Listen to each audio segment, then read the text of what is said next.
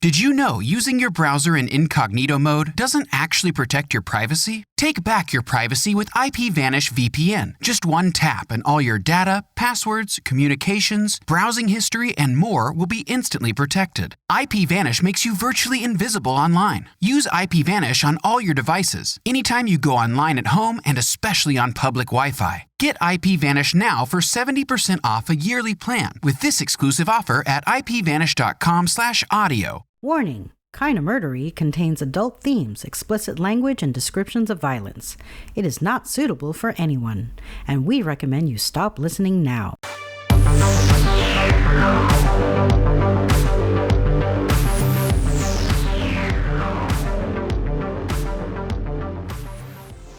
Hello everyone, and welcome to Kinda Murdery, a true crime podcast that's mostly about murder, and always about the strange and compelling stories that arise when the path less traveled twists to darkness, and those who walk its shadows surrender to violence and moral corruption. We have a perilous journey ahead, so thank you for lending me your courage and good company. I'm Zevin Odelberg, and this is Kinda Murdery. Tonight I bring you a story that just might wake you right up and keep you awake. So if you're planning on a good night's sleep, maybe save this one for the morning. I found this story and I'll be telling it as written again by H.W. Corley in the February 1929 edition of True Detective magazine. Other articles were useful as well, and as always, you'll find my sources in the show notes. Please do remember to call the Kinda Murdery hotline at 888-MURDERY to tell me your Kinda Murdery story so that you can inspire an episode of the show. And if you could, please take just a moment to leave Kinda Murdery a 5-star review wherever you get your podcasts. I surely would appreciate it. Alright, to the issue at hand. This is the story of the San Francisco Steeple Murders. It's the tragic story of Blanche Lamont and Minnie Williams. And it's also the story of a handsome and well-liked Sunday school superintendent named William Henry Theodore Durrant, called Theo by friends. But history has a different name for him. Now, Theo Durrant, and please don't think I number among his friends just because I call him Theo, but William Henry Theodore Durrant seems like at least 2 names too many. History remembers him by a different name. He's often referred to as San Francisco's Jack the Ripper, although he really requires no British counterpart, for he has a lurid nickname all his own, the Demon of the Belfry. So now, please join me as we uncover what truths we can and solve what mysteries we may. Kinda Murderies, the Demon of the Belfry, the true story of San Francisco's Jack the Ripper, starts now.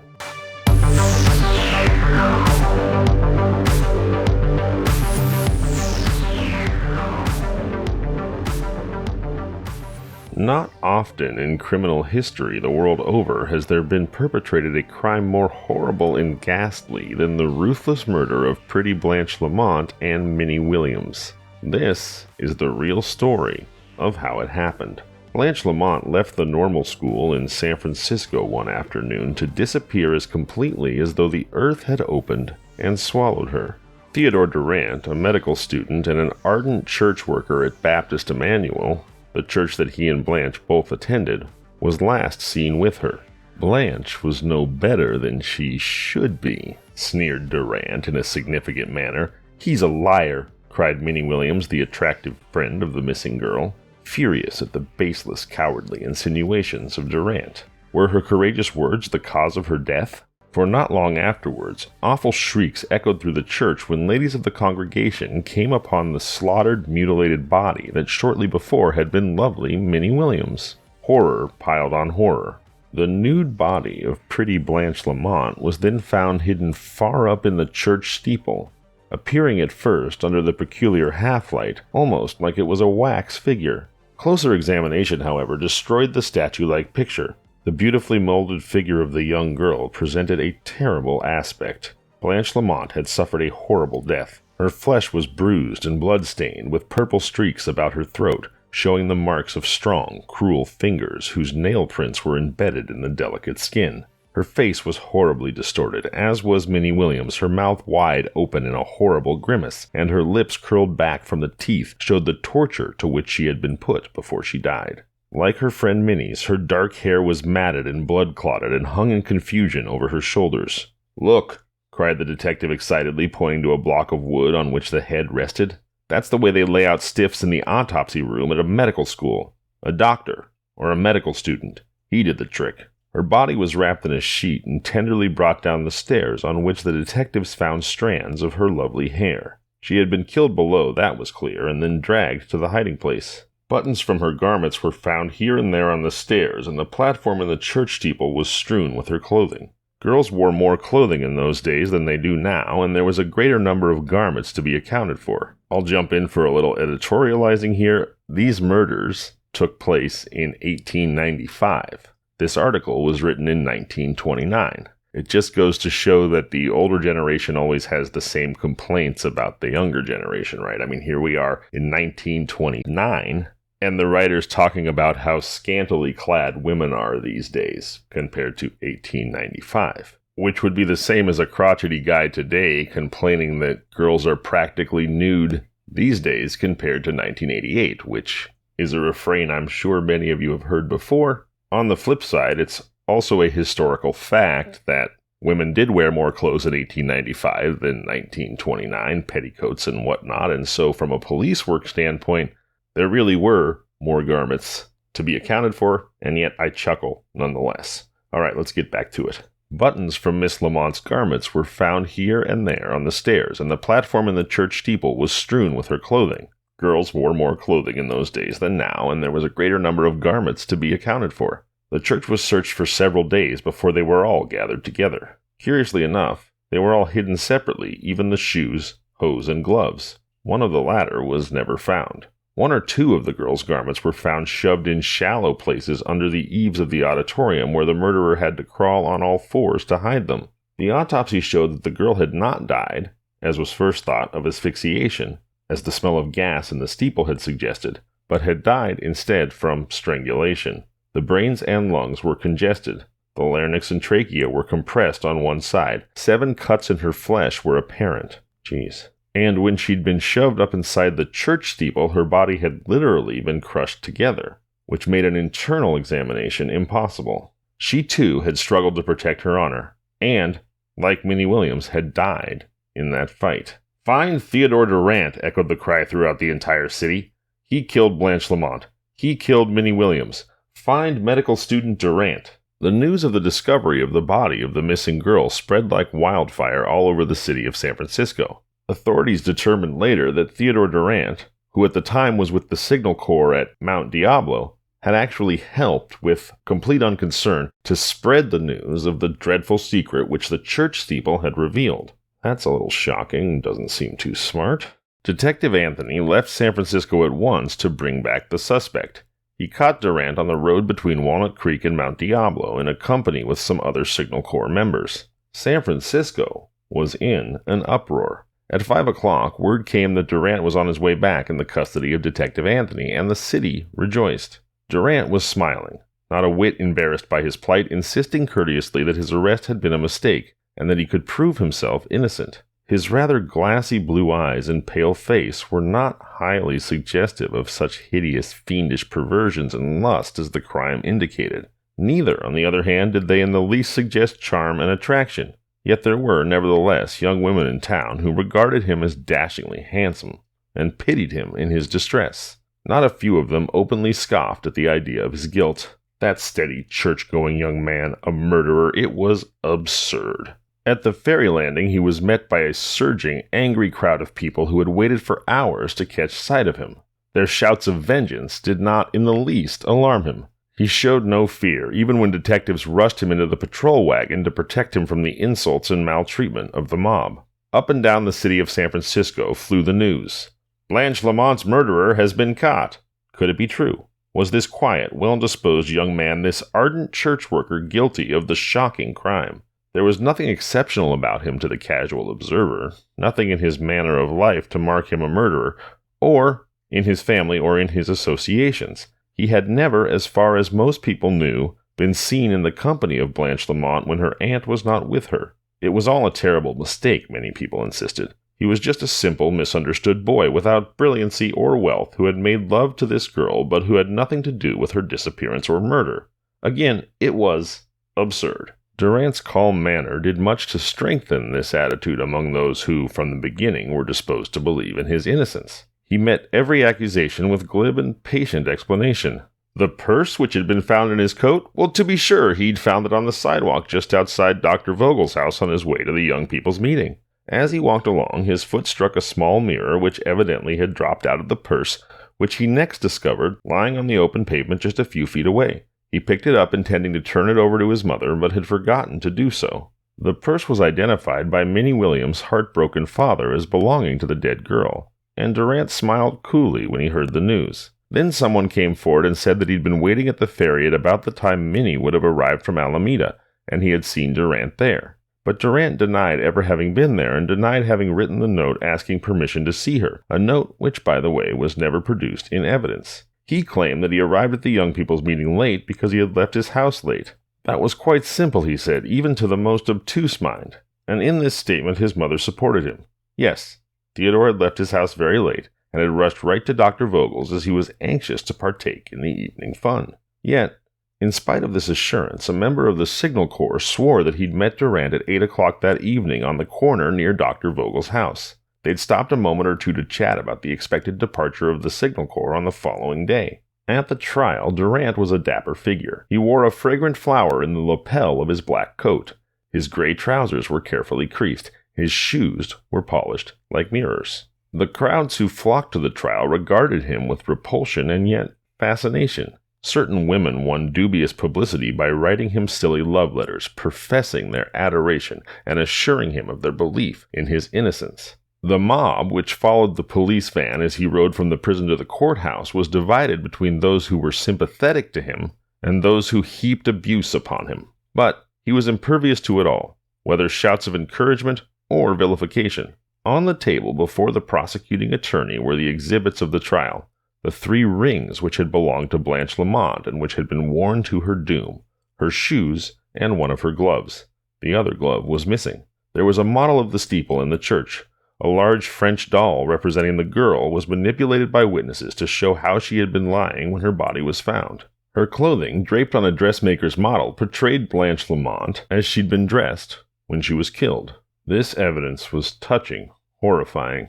Men wiped their eyes at the repeated accounts of how the poor girl had lain in the steeple. Women screamed. Several fainted. Yet in spite of all the excitement and emotion, the accused, Theodore Durrant, sat almost bored, plainly indifferent. His family rallied about him. Now, to me, all this indifference makes him look more guilty. An innocent, decent person, if not loudly protesting their innocence pretty much all the time, would at least be horrified by this brutal murder and all this horrible violence and sexual outrage that happened to these sweet young girls. But when he just sits there like, I don't give an F, that seems like a psychopath to me. Okay, back to the story. Theo's family rallied about him, his mother faithful in her insistence that he was innocent, and his father, with pale set lips, rushing about to turn his small properties into cash for the defense of his son.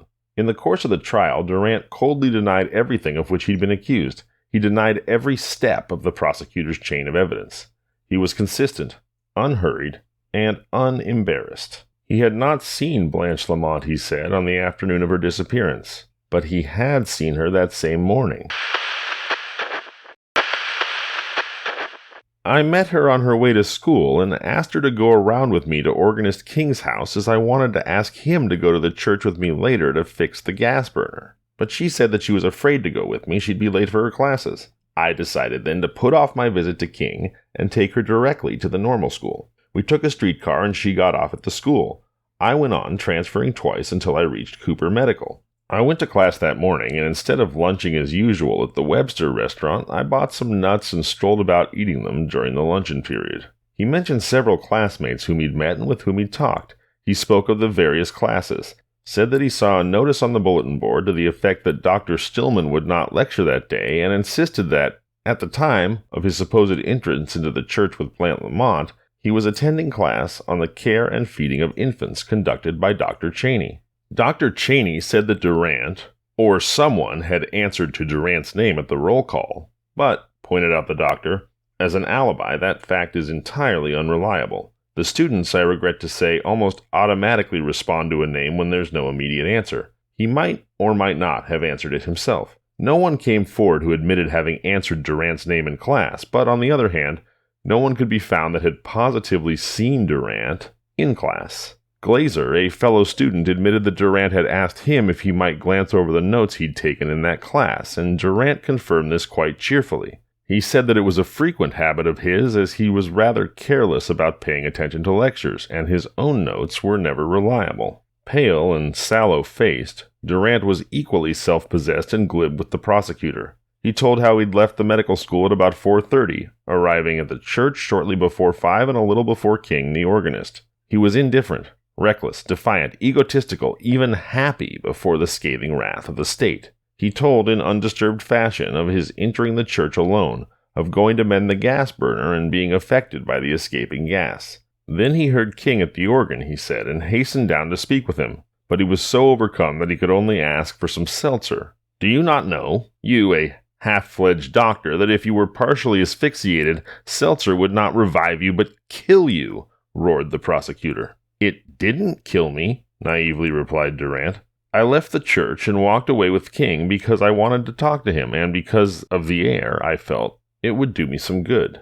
I went home, ate supper, feeling much better, walked with my mother to the streetcar she was taking, and then later went to the church. I had a book which I wished to loan Miss Lamont. As you know, I did not meet her there that evening, for she failed to attend the meeting. I never saw her again after I left her that morning at the normal school." Durrant was asked why he'd been loitering about the ferry landing on the day of Minnie Williams' disappearance, and he explained it in his fashion.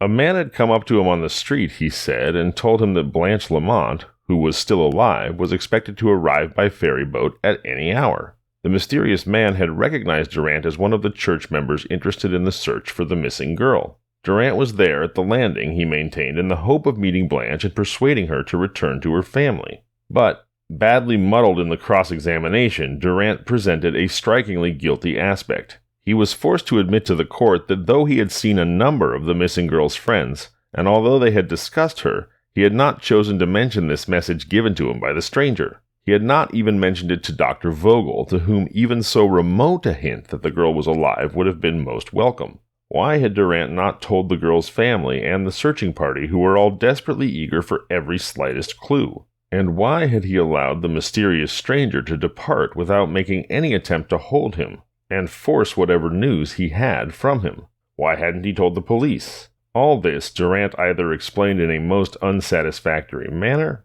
or left it with no explanation at all. His attorney was restless during the process, but Durrant, after recovering from the storm of the prosecutor's examination, accompanied the jury coolly enough on a trip to the scene of the crime, with perfect courtesy as always, but little interest in the proceedings. Durrant was, in fact, the only one not deeply affected by the recital of the girl's horrible death and the discovery of the mutilated body. He stood, sphinx-like and cool, in the little room leading off the library of the church, while the prosecutor told the story of how Minnie Williams had been found, slashed and bleeding, and pointed to the gruesome stains still on the ceiling, the floor, and the walls, which bore witness only too clearly to the terrible death struggle. Durrant walked up the stairway to the steeple chamber without faltering, while the horror-stricken jury listened to the description of the discovery of Blanche's body, nude and mutilated, under the eaves. When they descended, he was the only one who was not visibly shaken,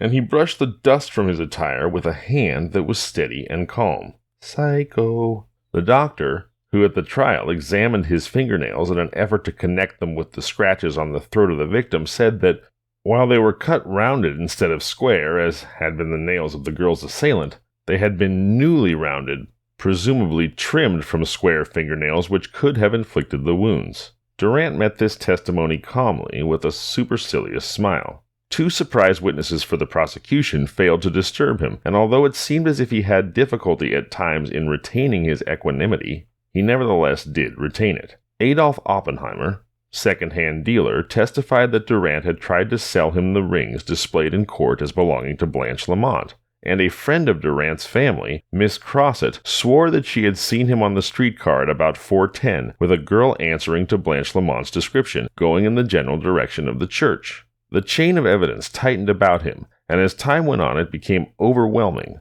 though entirely circumstantial.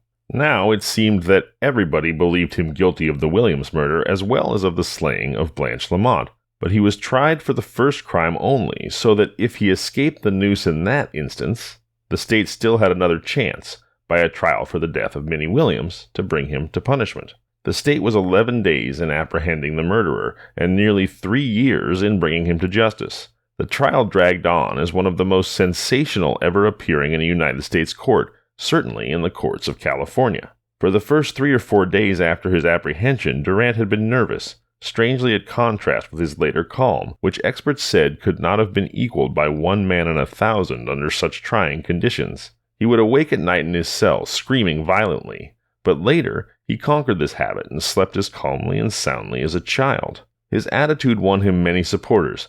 Many who had first believed him guilty now thought him unjustly accused. Women from all over the country sent him letters and telegrams. A few won notoriety by sending him flowers and showering him with their attentions. But gradually, certain rumors spread about town which belied the fine esteem in which Durrant had been held by many churchgoers. Certain of his young men friends admitted confidentially that Durrant had not, after all, been the exemplary young man he was believed, but had had frequent entanglements with women. He boasted to not a few of them of these affairs, but named married women and young girls in his insinuation, women of excellent repute in the church parish. He had boasted of a relationship with Blanche Lamont, and told stories of how he and 3 older men on a trip to Carson City had raped a Native American woman, a story which rather neatly dovetailed with certain facts concerning a Native American woman found mutilated and raped in a manner similar to the 2 unfortunate victims of Emanuel Church. It's a sign of the times that Durrant was not tried for her murder. Certain young girls of the parish confided in their parents that Durrant had attempted to attack them and had lured them to the church but had been interrupted, whereupon they'd made their escape. One girl said that she'd gone to the church with him on an errand, and that he had promised to take her home if she would go around by the church with him, and that she had waited for him in the library. He had re-entered, she said, by a different door than the one she had expected. Then she saw a sight that terrified her to her very soul. He had crept up behind her, entirely unclothed and with a vicious look on his face. The door through which he entered had been locked behind him, but the girl managed to escape, perhaps from a fate like that of Minnie or Blanche, through another door which evidently he'd forgotten to fasten. She had never told her mother she'd been too frightened. Nevertheless, she'd always thereafter kept out of Durrant's way. When she heard the news of Minnie's terrible death, she had thought at once of Theodore Durrant, and had shuddered to think that she too might be dead had she not been successful in escaping. Other young girls told of similar experiences, accosted by Durrant, who had appeared suddenly before them, nude and menacing. God, this guy is an absolute monster. This then explained why, if he had killed Minnie Williams, his clothes were not bloodstained. Closer and closer was drawn the net, which would take Theo Durrant to the gallows. Dapper and calm, however, Durrant bore his ordeal without flinching. The defense conducted itself in a thoroughly skillful, if not altogether respectable, manner. In rather unscrupulous fashion, defense attorneys made much of the fact that Reverend Gibson had been questioned closely by the police in regard to the strange murder of Minnie Williams, which took place within the sacred precincts of which he was the spiritual custodian. They pointed out that the minister, Mr. Gibson, as well as Durrant, knew every part of the church and had access to it at all hours, that he too possessed keys to every possible room in the building.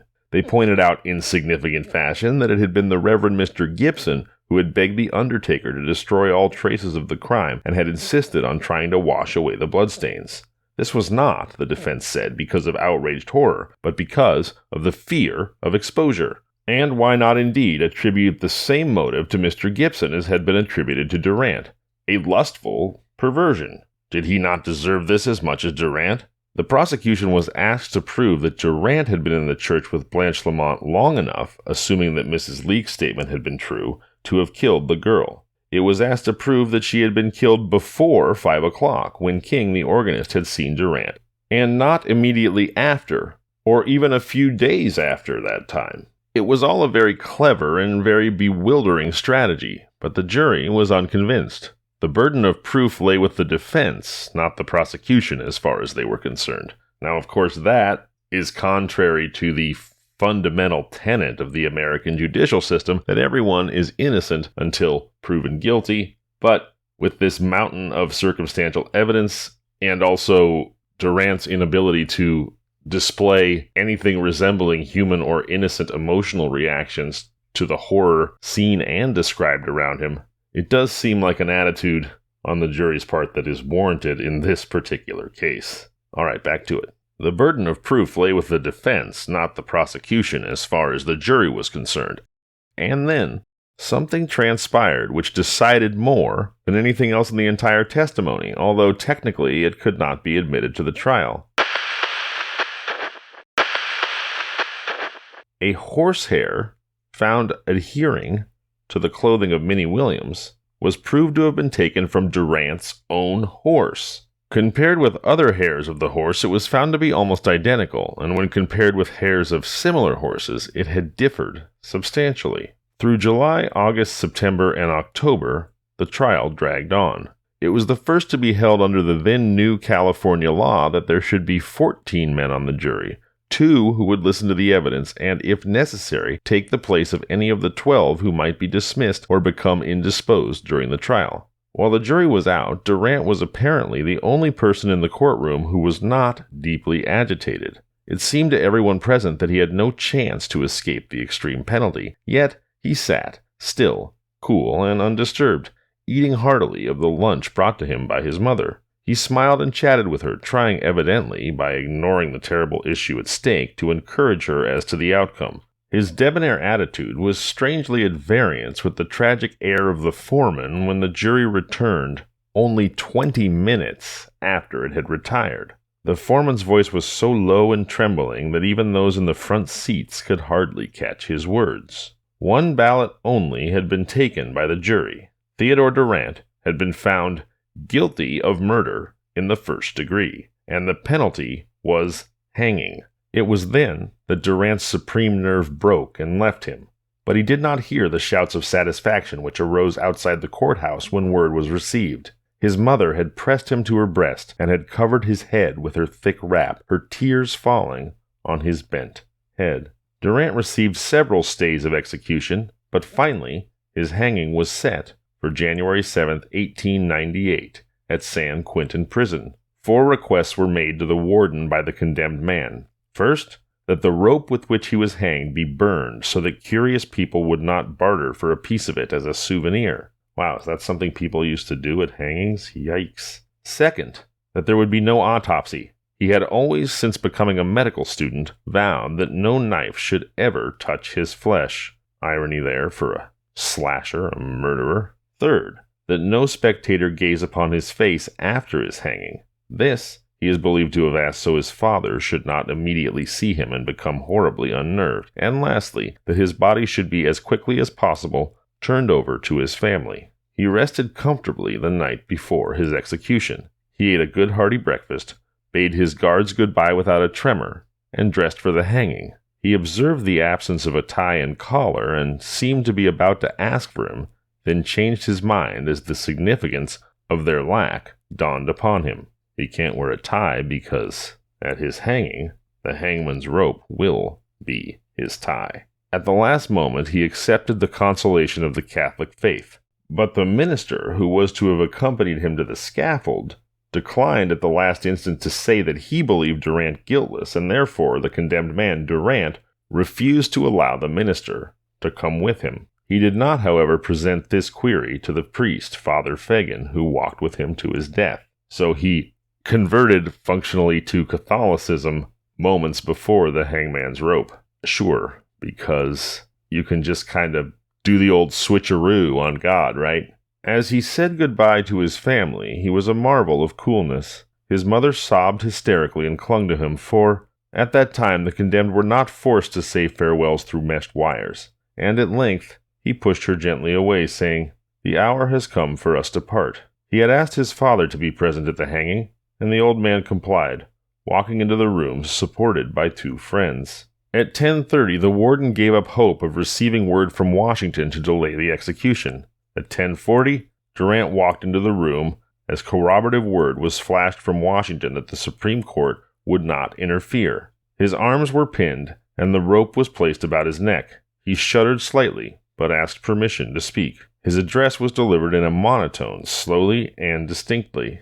"I desire," he said, "to say that although I am an innocent man, innocent of every crime that has been charged against me, I bear no animosity towards those that have persecuted me, not even the press of San Francisco, which has hounded me to the grave. If any man thinks I am going to spring a sensation, I am not, unless it is a sensation that I am an innocent man, brought to my death by my persecutors. But I forgive them all. They will get their justice from the great God who is master of us all, and where I also expect to get justice, that is the justice of an innocent man. Whether the perpetrators of the crime of which I am charged are discovered or not will make no difference to me now, but I say that this day will sometime be a shame in the great state of California. I forgive everybody who has persecuted me, an innocent man, whose hands have never been stained with blood, and I go to meet my God with forgiveness for all men." The trap was sprung as he concluded. His father swayed in the arms of his friends, and a few moments later, Theodore Durrant was pronounced dead. One of the most interesting phases of the whole case from the psychological standpoint occurred immediately after the execution. Mrs. Durrant, waiting in an anteroom, had begged that she might be allowed to see her son as soon as possible. When the body had been placed in its coffin, it had been taken down to the room and set down where she might at last be alone, or nearly alone, with her dead son. She cried aloud and threw herself upon the coffin, begging the boy to speak to her. The scene was a poignant one. The attendants, who were obliged by law to remain in the room, turned their heads to hide their own tears as well to afford her what privacy they could. Then, an old trustee, who was in charge of that part of the jail in which the gallows had been erected, touched her on the arm sympathetically and asked if she would like a cup of tea. Mrs. Durrant raised her head and accepted gratefully. When he returned, she was composed and smiling, her grief past its first depth. The old fellow had done better than a cup of tea. He had, in fact, brought an entire dinner from the official's table, 4 courses and 4 servings of each, for the entire Durrant family. Is it conceivable that a family thus bereaved, or in fact bereaved in any fashion, should sit at a table within arm's length of a coffin containing the corpse of their loved one and chat over a hearty meal? Yet this was just what the Durrant family did. Their conversation was unrestrained. They gave apparently no thought to the happenings of that terrible day, or to the presence of Theo Durrant's corpse. That's weird. Mrs. Durrant, who had nearly swooned in the anteroom and had to be received, was perhaps the most talkative of the lot, while the father showed little signs of his recent distress at the gallows. "Papa, give me some more of the roast," one of the party was asking as the attendant passed the door. The jail attendants, who had been with the condemned man during his last days on earth, had been, and still were, deeply affected by the execution. They were, with reason, scandalized by the apparent callousness and cold-bloodedness of the family. Who, they could ask, could eat with the body of a loved one so close at hand? Who could crowd food past their lips at such a terrible hour? Could this hardness of heart, this callousness, be hereditary? I tend to be a nature-over-nurture guy in a lot of ways, so I tend to say probably. But did the family, happily stuffing their faces feet away from Theo's corpse, did that explain the cruelty and the makeup of the youthful monster who'd been characterized in the press as a lustful, perverted beast walking the earth in the guise of a law-abiding, religious, trustworthy young man? Surely his environment and associations could not explain it. After a hearty meal, the Durrants left the prison riding in a cab provided by the occupied members of the press, to whom the bereaved parents talked volubly. The father and mother said that they themselves had given permission for pictures to be made of the hanging, but that the warden had refused to permit it. The parents were willing that the death agony of their son should be displayed throughout the country, where there was much hostility and no sympathy for him. Boy, as I've talked about on this show before, I really don't believe in judging the trauma responses of people processing something horrible. We all do it in different ways, but I have to say, Theodore Durrant's family sounds like the Addams family.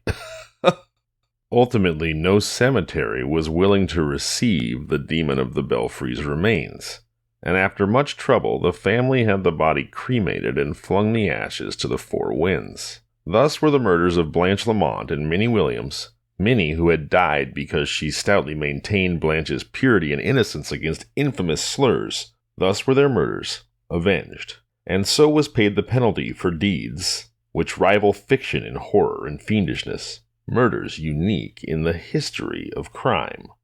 And that was the story of the demon of the Belfry, San Francisco's Jack the Ripper. Now, before I let you go, I'd like to remind you, as I do, of the free 3-digit number 988, the lifeline number that you can call anytime, 24 hours a day, 7 days a week, to receive immediate counseling for substance use, mental health, or suicidal thoughts. So, God forbid, but if you find yourself in crisis, please do call 988. Program it into your phone now. And please, always do remember that you are loved and the world is a better place with you in it. I'm Zevin Odelberg, and this has been Kinda Murdery.